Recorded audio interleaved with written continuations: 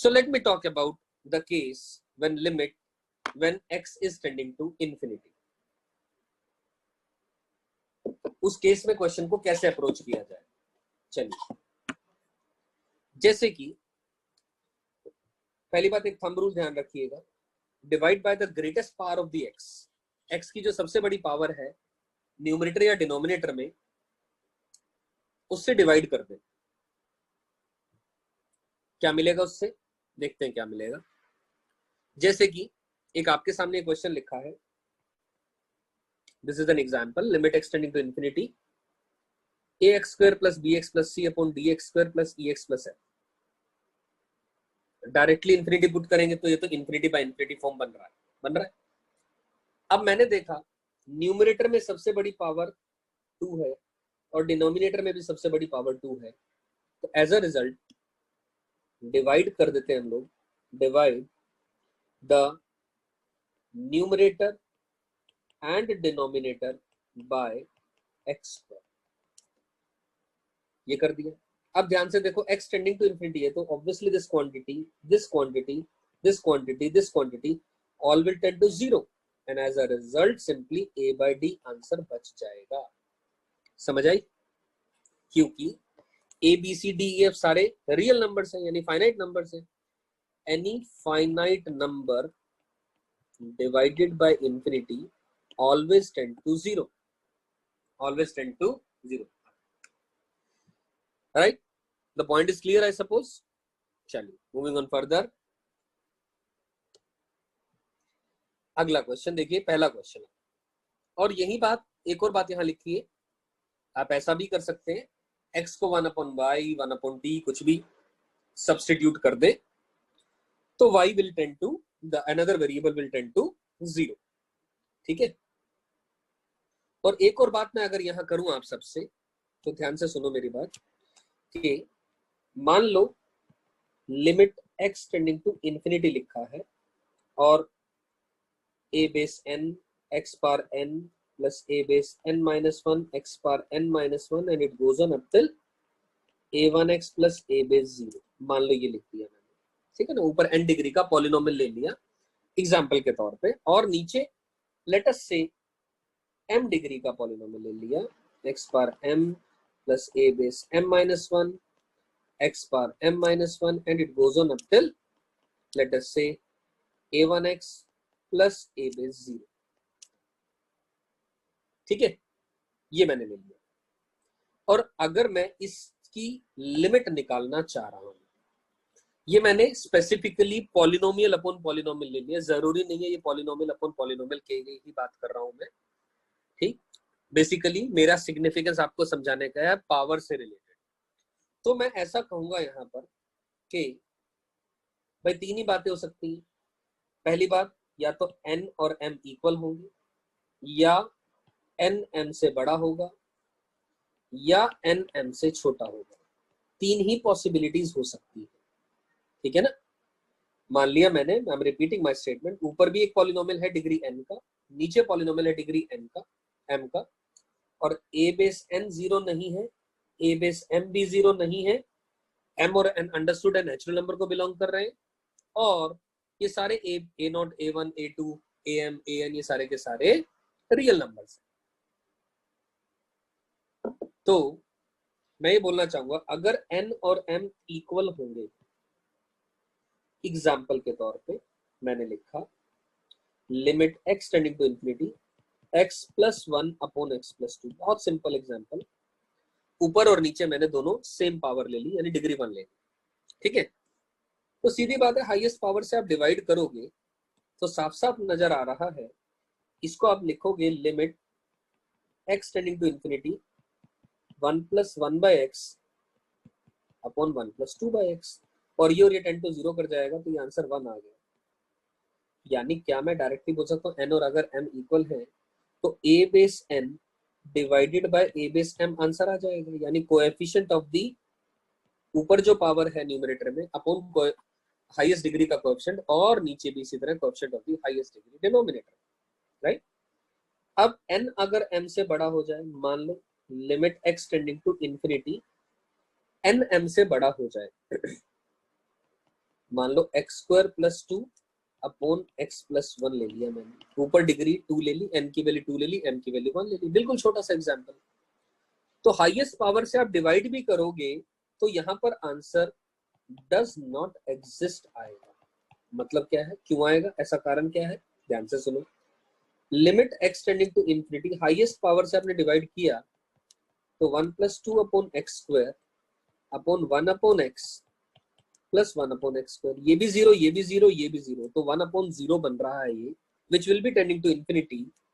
और इंफिनिटी बोले या DNE बोल दे, एक ही बात होता है, क्योंकि लिमिट तभी एग्जिस्ट करी मानी जाती है जब उसकी एक फाइनाइट वैल्यू आ रही हो, ऐसा हमने ऑलरेडी सीखा हुआ है।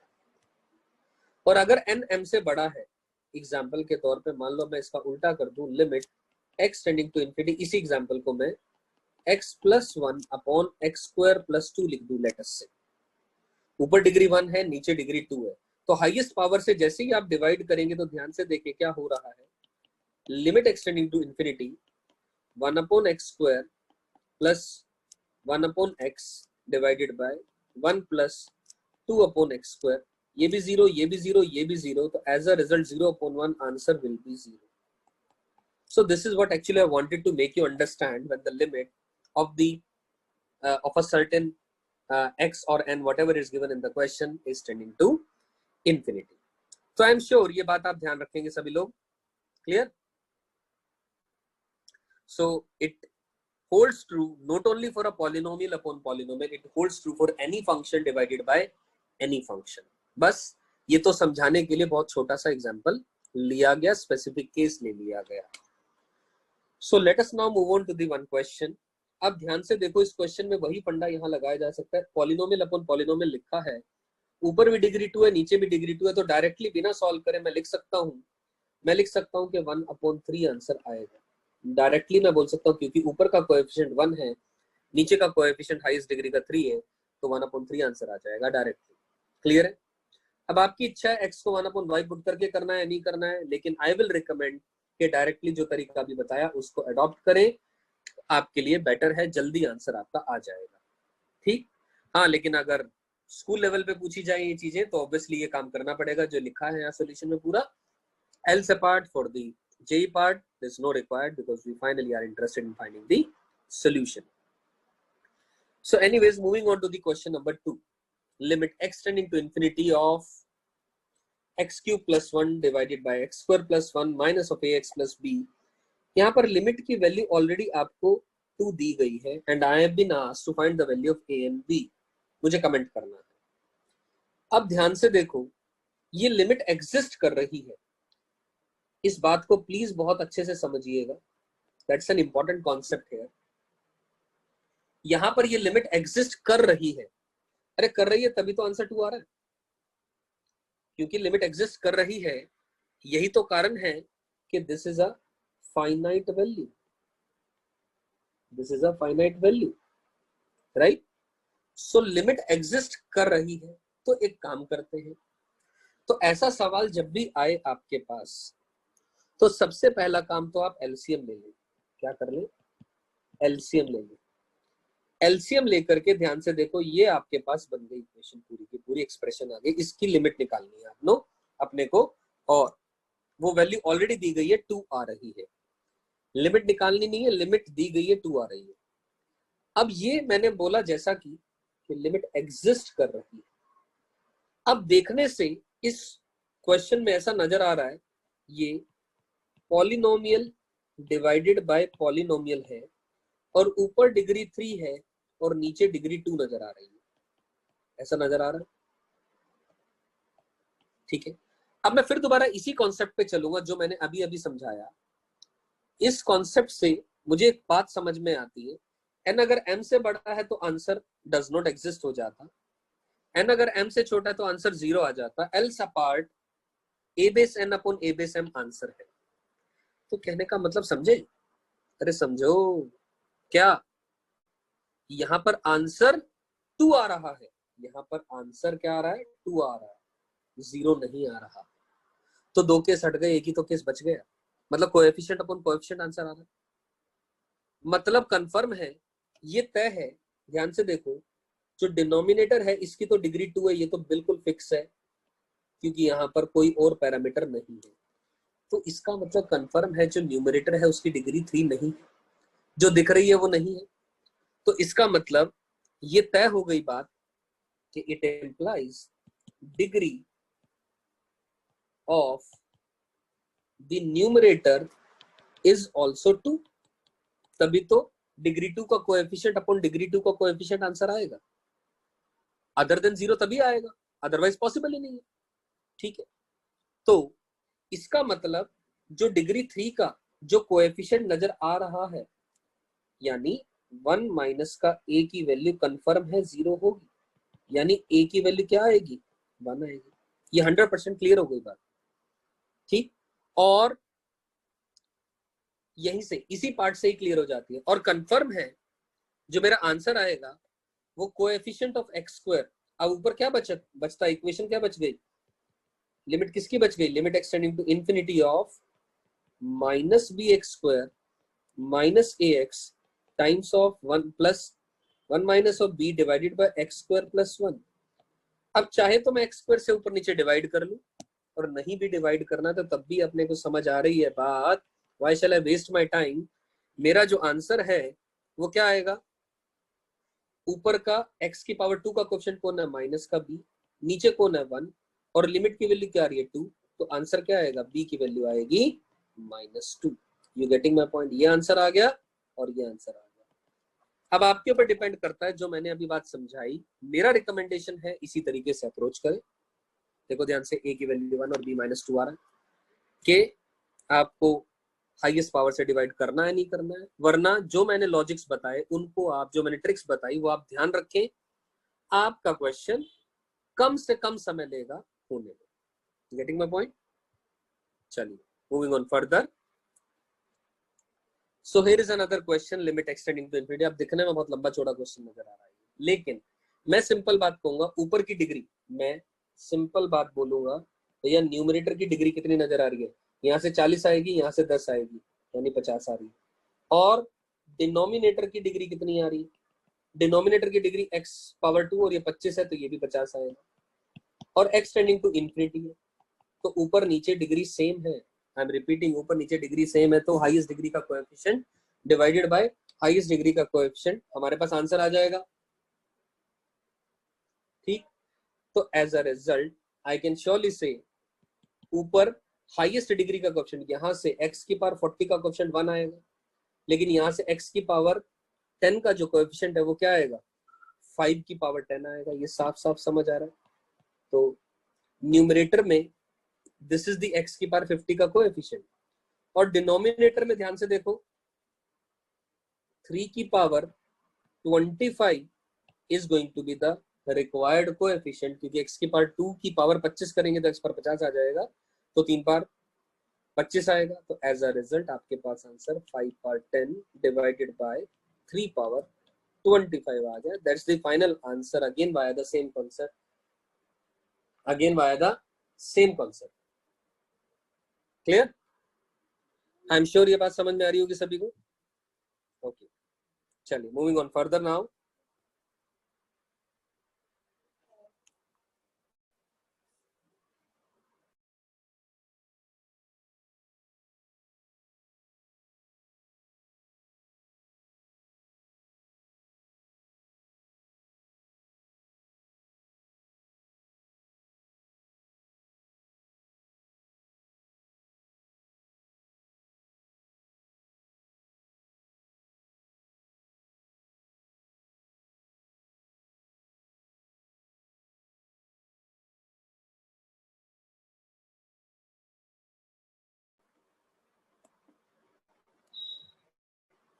सो moving on further to the another question.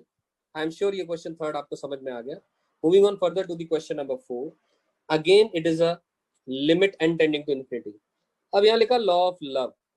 Law of love simple है, कुछ नहीं है, we love infinity in the denominator and 0 in the numerator.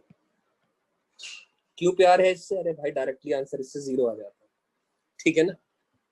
Infinity denominator में होगा तो फाइनाइट नंबर अपॉन इन्फिनिटी 0 हो जाएगा। न्यूमरेटर 0 में होगा, न्यूमरेटर में 0 होगा, डिनोमिनेटर में फाइनाइट नंबर आ रहा होगा, तब आंसर 0 आ जाएगा। So that is called as actually the law of love, ठीक है। सो अब देखते हैं इस क्वेश्चन में क्या काम करेंगे हम लोग। देखो फिर दोबारा वही क्वेश्चन है, ये सेम तरीका। अब बस फर्क क्या आ गया, जैसा मैंने कहा भी था, पॉलिनोमियल अपॉन पॉलिनोमियल नहीं है ये पॉलिनोमियल अपॉन पॉलिनोमियल नहीं है ये, ठीक है। यहां पर कुछ भी algebraic expression divided by another algebraic expression लिखा है, लेकिन concept will remain the same. Concept में कोई बदलाव नहीं आएगा, हाईएस्ट पावर से ही ऊपर नीचे अपने को डिवाइड करना है। ध्यान से देखो, अगर मैं न्यूमरेटर की बात करूं, अगर मैं if I talk about the numerator, just a minute,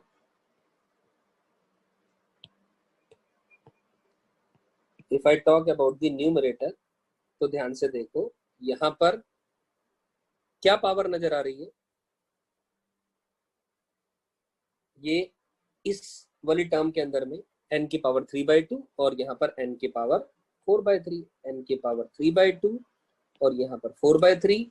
और अगर मैं अलग से डिनोमिनेटर की बात करूं तो 6/4 और 7/5 पावर नजर आ रही है। 6/4 का मतलब 3/2 ही होता है, ठीक है ना, हाईएस्ट पावर्स। अब इसका मतलब न्यूमरेटर की सबसे बड़ी पावर क्या नजर आ रही है, अब 3/2 यानी 1.5 समथिंग होता है, और 4/3 यानी 1.33, यानी obviously this is the bigger power, यही है डिग्री। और 7/5 भी कितना हो जाएगा, 1.4 के आसपास हो जाएगा, 1.4 हो जाएगा, ठीक है। तो यही बड़ा है, तो इसका मतलब ऊपर नीचे हमने किससे डिवाइड करना है, n की पावर 3/2 से डिवाइड करना है। n की पावर 3/2 से डिवाइड करना है तो कंफर्म है ये भी n की पावर 3/2 ही बनेगा और ये भी n की पावर 3/2 ही बनेगा। तो इसके अलावा कुछ और देखने की जरूरत ही नहीं है। सबसे बड़ी पावर का जो कोएफिशिएंट है न्यूमरेटर में वो क्या है, 1 है, और नीचे भी कोएफिशिएंट क्या है, 1 है, तो 1/1 आंसर 1 आ जाएगा, खत्म बात। You getting my point? Why shall I waste my time in finding, क्योंकि कुछ बच्चे इस चीज को, या थॉट आना भी चाहिए, कर मतलब आ सकता है, नो डाउट, सही है वो बात, गलत नहीं है, लेकिन हमारा टाइम जहां बचता है वो बचाना चाहिए अपने को। वो तरीका मैंने आपको बता दिया, हाईएस्ट पावर अलग अलग से न्यूमरेटर डिनोमिनेटर दोनों की निकालो, उन दोनों में से जो सबसे बड़ी पावर आ रही है उससे डिवाइड करो, और अगर ऊपर नीचे सेम पावर आ रही है तो ये फंडा अपनाए, टाइम सबसे कम लगेगा सवाल को करने में, ठीक है। और वरना आप n की पावर 3/2 से डिवाइड करते, मान लो मैं इसी की बात करता हूं, तो आप इसको क्या लिखते, n power 3 minus 2n² plus 1 whole की पावर 1/2। मान लो मैं पहली टर्म की बात करूं खाली, इस टर्म में भी अगर आप लिखते तो n की पावर 3/2 से डिवाइड करते, या n की पावर 3/2 कॉमन लेते, तो 1 माइनस का 2 इंटू n² अपॉन n की पावर 3/2 प्लस 1 अपॉन n की पावर 3/2 होल की पावर 1/2 लिखना पड़ता, और ये देखना पड़ता 2 माइनस 3/2, 3 माइनस 2/2 किसको जा रहा है अटेंड करता, तो कैलकुलेशन होती, टाइम खराब होता। ऐसा एक में नहीं, चारों टर्म में आपको करना पड़ता। इन चारों टर्म्स में आप करते तो ऑब्वियसली वो टाइम कंज्यूमिंग होता, टाइम खराब होता, और मिलना वही चीज है जो हमें ऑलरेडी एक बार में कॉन्सेप्ट समझ आने से मिल चुका है आंसर। तो it is preferable adopt this method. This you may consider it as a trick to find the answer as early as possible. चलिए चलते हैं आगे। अब देखो ये क्वेश्चन है लिमिट एंड टू इन्फिनिटी, ये मुझे लगता है सभी को ध्यान होगा, समेशन n² लिखा है, इसका फॉर्मूला ये होता है। तो ध्यान से देखो दोस्तों, ऊपर डिग्री कितनी आ रही है, डिग्री कितनी आ रही है, 3 आ रही है, सारे n मल्टीप्लाई हो जाएंगे, नीचे भी डिग्री 3 आ रही है, तो हाईएस्ट डिग्री का कोएफिशिएंट अपन हाईएस्ट डिग्री कोएफिशिएंट, ऊपर हाईएस्ट डिग्री कितनी आएगी, 2 अपॉन 6, और नीचे क्या आ रही है, 1, तो एज अ रिजल्ट 1/3 आंसर आ गया। लगभग बिना सॉल्व करे ही हमारा क्वेश्चन सॉल्व हो गया, right. So this is the power of understanding the things in a good manner and then commenting on the question और attempting the question then after, ठीक है। अब ये क्वेश्चन देखो जरा, अब ये लिखा limit extending to limit n tending to infinity, n infinity को टेंड कर रहा है, और ग्रेटेस्ट इंटीजर लिखा है स्टेप अप फंक्शन यानी ग्रेटेस्ट इंटीजर फंक्शन, और x belongs to any real number, greatest integer 1 square x या ग्रेटेस्ट इंटीजर 2 स्क्वायर x, इस तरीके से सारे के सारे greatest integer of n square x तक जा रहे हैं। ठीक है, तो क्या करें हम इसमें? अब कोई बच्चा ऐसा थॉट डाल सकता है इसमें कि सर इसको ना अपॉन n क्यूब अलग कर दो, इसमें अपॉन n क्यूब अलग कर दो, इसमें n क्यूब अलग कर दो, और n तो इन्फिनिटी को जा रहा है, और 1 का स्क्वायर इंटू x कुछ भी होगा उसका ग्रेटेस्ट इंटीजर कंफर्म एक फाइनाइट नंबर रहेगा, और हमने पढ़ा है finite number divided by infinity always tends to zero. तो ये क्वांटिटी जीरो को टेंड करेगी, ये भी जीरो को टेंड करेगी, ये भी जीरो को टेंड करेगी, सारे के सारे जीरो को टेंड करेंगे। तो क्या मैं इसका मतलब बोल दूं कि answer 0 plus 0 and it goes on up till 0 zero होगा? No, not at all. दोस्तों ध्यान से देखो, 1 से लेकर के n तक का भी ऊपर जा रहा है, न्यूमरेटर में जो चेंज आ रहा है, तो 0 is being added infinite number of times, so as a result this is a indeterminate form. As a result this is a indeterminate form। मेरी बात समझ में आ रही है? 0 भी तो इनफाइनाइट टाइम्स ऐड हो रहा है और एग्जैक्ट 0 नहीं है, टेंडिंग टू 0 ये, तो yes it is a indeterminate form. Clear है बात ये? तो अब इस सवाल को करा कैसे जाए, क्या थॉट डाली जाए इस क्वेश्चन को करने में? ठीक है, लगाते हैं दिमाग इस पे, तो आनी चाहिए कोई ना कोई थॉट। तो एक काम करते हैं, हम इसके अंदर में थॉट लगाते हैं किसकी, कि ग्रेटेस्ट इंटीजर फंक्शन की हमारे पास कुछ प्रॉपर्टी होती है, उसी प्रॉपर्टी का हम इस्तेमाल करते हैं। क्या प्रॉपर्टी होती है? The property we have is कि हम जानते हैं कि जो ग्रेटेस्ट इंटीजर x है यानी x, it is less than और equal to x but greater than x minus 1। क्या मैं बोल सकता हूँ ये बात समझ में आती है? Greatest integer x is greater than x minus 1। किसी में भी देख लो आप केस में, अगर x इंटीजर है, मान लो 3 लेस देन और equal to 3 but greater than 2 तो होगा। अब अगर x की वैल्यू मैं 2.9 इनपुट करता हूँ तो 2.9 का ग्रेटेस्ट इंटीजर 2 आएगा, लेस देन और इक्वल टू 2.9 आएगा, ये लेस देन आ गया इससे, ठीक है ना, और ग्रेटर देन 2.9 माइनस का 1 ये आ जाएगा। सही है, ये तो बात समझ में आती है अपने को। अब जब हमने कहा ग्रेटेस्ट इंटीजर x या x से छोटा होगा but greater than x minus 1 होगा, तो इसका मतलब हम इंडिविजुअली इन सभी के बारे में अलग अलग से बात कर लेते हैं। Greatest integer of 1 square x लिखा है, जो greatest integer of 1 square x है लेस देन और equal to 1 square into x but greater than 1 square x minus 1, ऐसा लिख दे, है ना, क्योंकि अंदर में जो नंबर है वो 1 स्क्वायर x है, उसी नंबर के ऊपर कमेंट करना है। इसी तरह greatest integer 2 square x less than और equal to 2 square x but greater than 2 square x minus 1 and it goes on, ऐसे चलते जाएं। अगर n स्क्वायर x का ग्रेटेस्ट इंटीजर लेस देन और equal to n square x but greater than ये n square x minus 1 होगा, ऐसा लिखा जा सकता है। तो बेसिकली न्यूमरेटर में ये सारी की सारी चीजें ऐड हो रही हैं, इन सारों को हम भी ऐड कर दे रहे हैं। ऐड करेंगे तो देखो क्या मिलता है, let me add all these.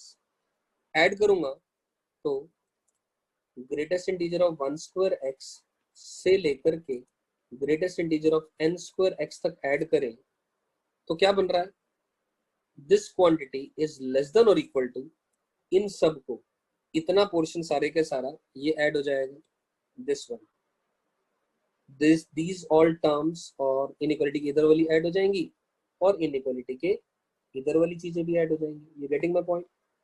ये सारी ऐड होंगी तो ये ग्रेटर देन क्या आ जाएगा, तो ये कुछ ना कुछ आ जाएगा। तो मैं इधर वाला पोर्शन जो है वो यहाँ लिख दे रहा हूँ, वो क्या आएगा, अब 1 square x 2 square x up till n square x, right.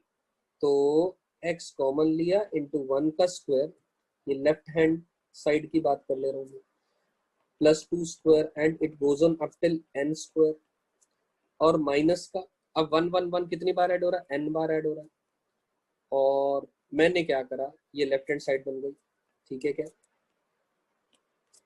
और अगर मैं लेस देन और इक्वल टू, ये राइट हैंड साइड है, इस राइट हैंड साइड की भी बात करूं, अगर मैं राइट हैंड साइड क्या बनेगा, x कॉमन लेंगे 1 का स्क्वायर प्लस 2 का square and it goes on up till n का स्क्वायर बन जाएगा।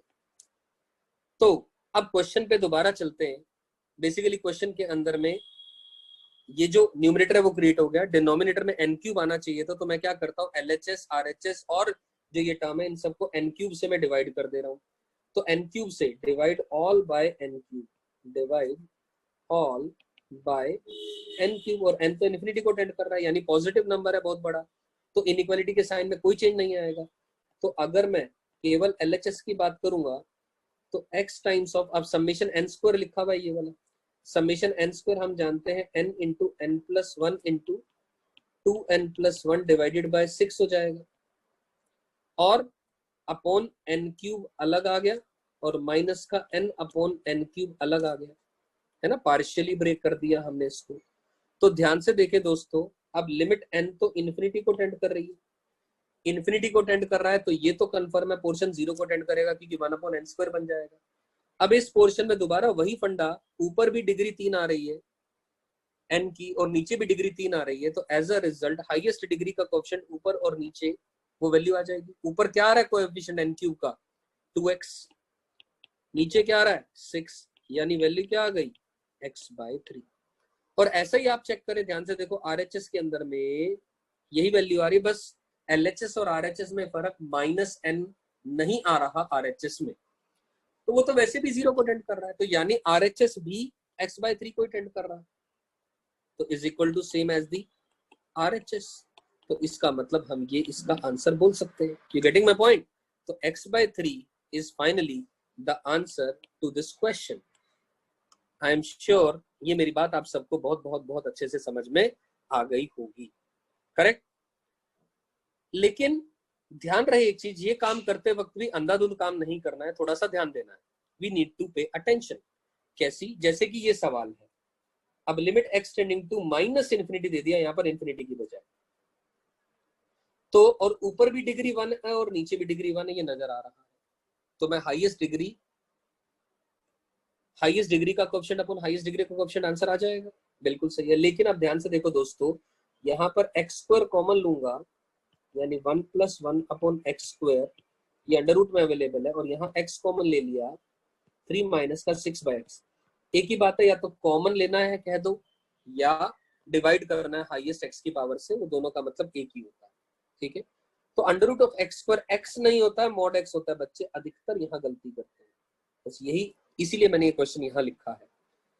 Modulus x times of under the root of 1 + 1 upon x square divided by x times of 3 minus का 6 divided by x, but we know x is tending to minus infinity, यानी x बहुत बड़ा number है, negative, बहुत x negative है, तो क्योंकि x negative है तो मॉडुलस x बाहर -x से खुलेगा, -x से आएगा, तो एज अ रिजल्ट मैं लिख सकता हूँ limit x tending to minus infinity -x under the root of 1 + 1 upon x square divided by x into 3 minus का 6 divided by x।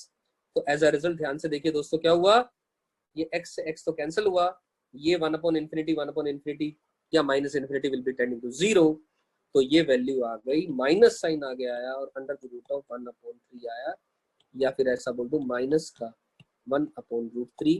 That is the answer to this question.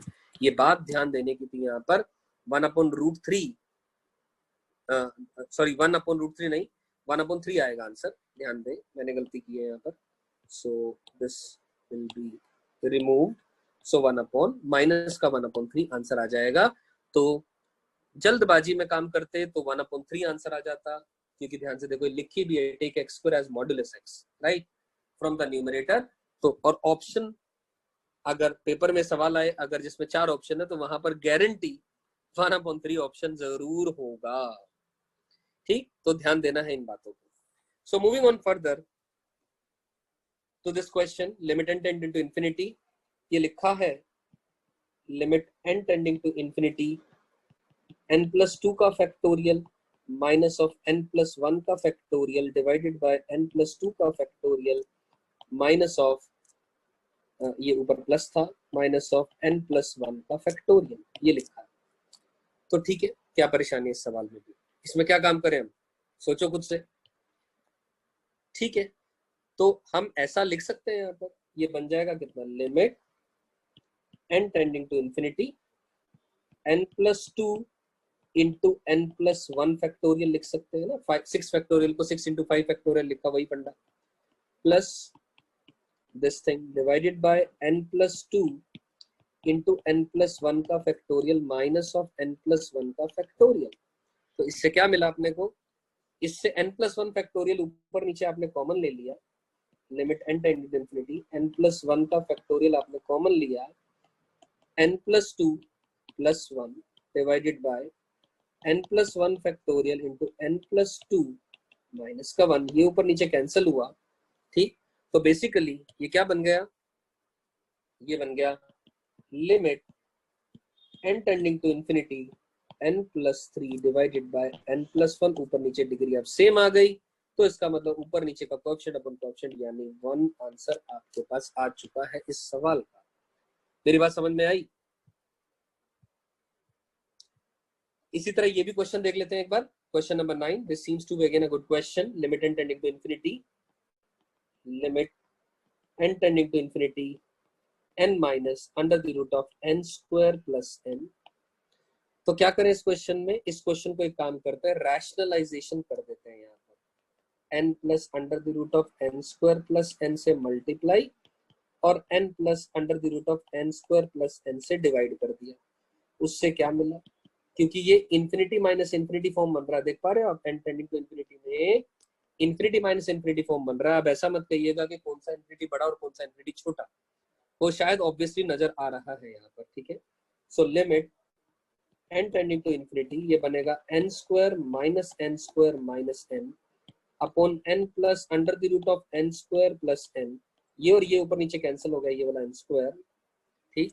उससे क्या बचता है फिर फाइनली, ये बन गई अपने पास बात, limit n tending to infinity minus n upon n plus under the root of n square plus n। अब फिर दोबारा ऊपर न्यूमरेटर का डिग्री हाईएस्ट यानी हाईएस्ट पावर 1 है और नीचे भी 1 है, तो ऊपर नीचे n से डिवाइड कर दें, तो यानी ऊपर नीचे n से डिवाइड कर दें, करेक्ट, n से डिवाइड कर दें, या फिर मैं ऐसा बोल दूं, जब ऊपर नीचे डिग्री सेम है तो ऊपर का जो हाईएस्ट डिग्री का कोएफिशिएंट और नीचे की हाईएस्ट डिग्री का कोएफिशिएंट है वो आंसर आ जाएगा। ऊपर का कोएफिशिएंट कौन है, माइनस का 1 डिवाइडेड बाय नीचे का कोएफिशिएंट कौन है, 1 यहाँ से आएगा और 1 यहाँ से आएगा, यानी 1 + 1 यानी 2।